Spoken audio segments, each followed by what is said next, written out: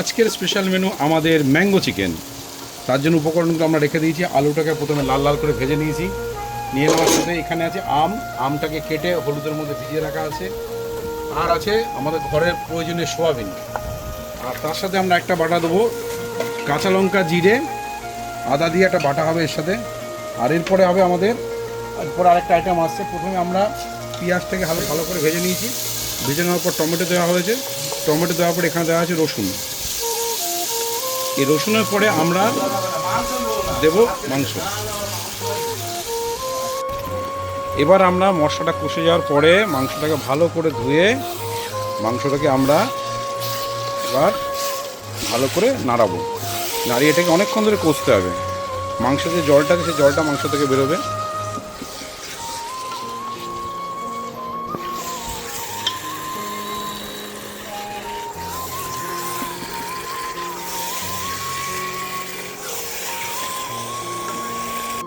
এবার দেখা যাক কতটা জল ছেড়েছে।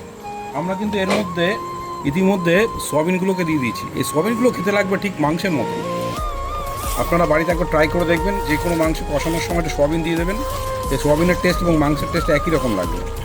আমাদের আম রেডি হয়ে আছে। আম কেটে আমরা রেডি করে রেখে দিয়েছি। কাঁচা আম আমরা দেবো। এখন দিলে পরে মাংসটা সিদ্ধ হবে না, যেহেতু মাংসটার থেকে এই জলটাকে আমরা পুরো শুকিয়ে নেব। শুকিয়ে নেওয়ার পরে আমরা তারপরে আমটা দেব। এর মধ্যে পেস্ট করে নিয়ে এসেছিলাম জিরে আদা বাটা কাঁচা লঙ্কা দিয়ে, সেটাকে আমরা দিয়ে দিয়েছি। জিরাটা বেটে দিয়েছি, তার কারণ সেন্টটা ভালো আসবে। একটা আমের আচারের মতন হালকা ফ্লেভার আসবে। মোটামুটি মাংসটা কষে এবার আস্তে আস্তে জল বেরোচ্ছে। এটাকে আমরা নাড়া দিয়ে ঢাকা দিয়ে রাখবো।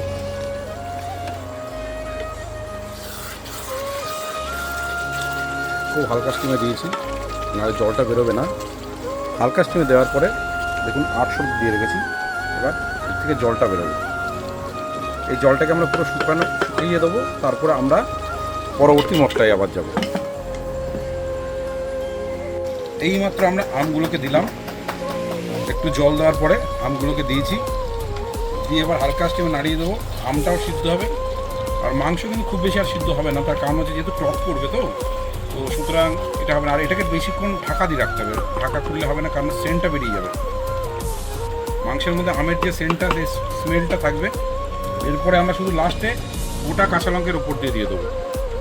গোটা কাঁচা লঙ্কার আমের আচারে যেরকম সেন্ট হয়, সেই সেন্টটা আপনারা পাবেন একমাত্র এই ম্যাঙ্গো চিকেনে।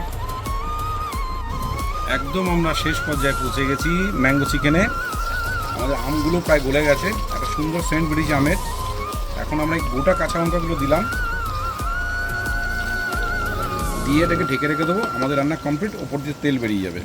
এটাকে আপনার রুটি, ভাত যেটাতে খুশি ভালো লাগবে। তবে রুটিতে খেতে বেশি ভালো লাগবে।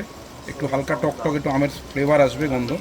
এবং এই কারণে কিন্তু আমি কোনো গরম মশলা দিইনি এখানে কোনো গরম মশলা যাবে না আজকে, যেহেতু এটা আম দিয়ে তৈরি করা হয়েছে। তো কেমন হয়েছে অবশ্যই আপনারা ফিডব্যাক জানাবেন।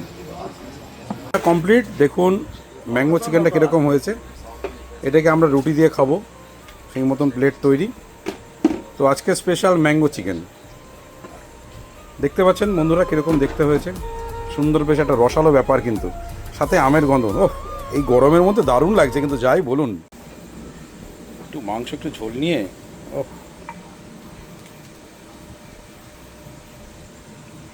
দারুণ ব্যাপারটা, দারুণ গরমের মধ্যে কিন্তু ভীষণ ভালো না? হেভি টেস্টফুল হয়েছে। সোয়াবিন দেওয়াতে আরও বেশি।